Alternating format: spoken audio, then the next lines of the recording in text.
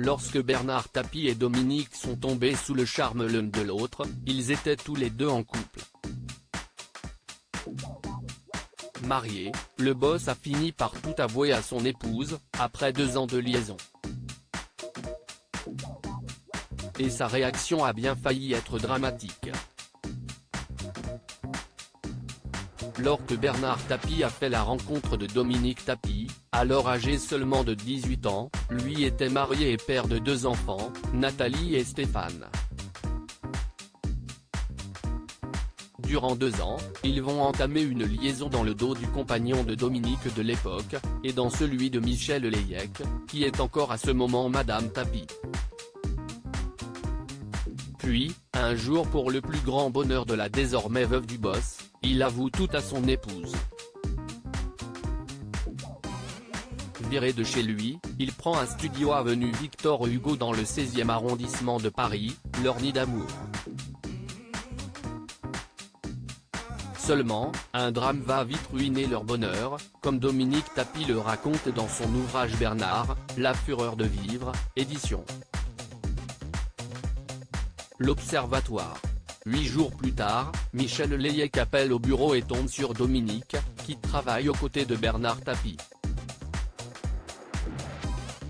Lorsque l'ancien patron de l'homme lui a révélé sa liaison avec la jeune femme, il lui a légèrement modifié la réalité, affirmant qu'elle était si accrochée qu'elle avait menacé de tout balancer à son épouse.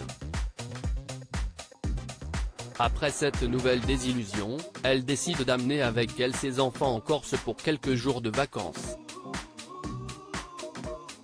Puis, un jour, le boss reçoit un appel dans la nuit, alors qu'il se trouve avec Dominique.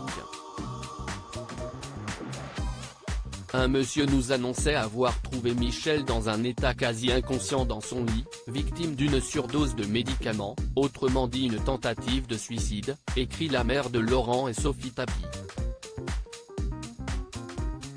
En sanglots, l'ancien ministre ne cesse de répéter la mère de mes enfants. Mais Dominique Tapie voit alors rapidement clair dans cette sombre histoire. D'abord très empathique et me sentant un peu coupable, j'ai recouvré mes esprits, partage-t-elle. Mais Bernard, qui est cet homme qui trouve ta femme en vacances avec ses enfants, inanimé dans son lit à 3 h du matin? Il faisait des rondes? Et lorsque l'ancien propriétaire d'Adidas, décédé en 2021, à 75 ans, entend rejoindre sa femme et ses enfants en Corse, Dominique le menace de le quitter.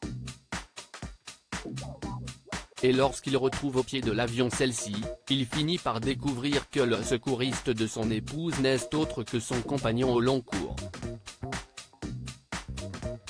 Ulcéré, il lâchera à Dominique, elle m'a vraiment pris pour un con. Cette fois, ci est définitivement terminé.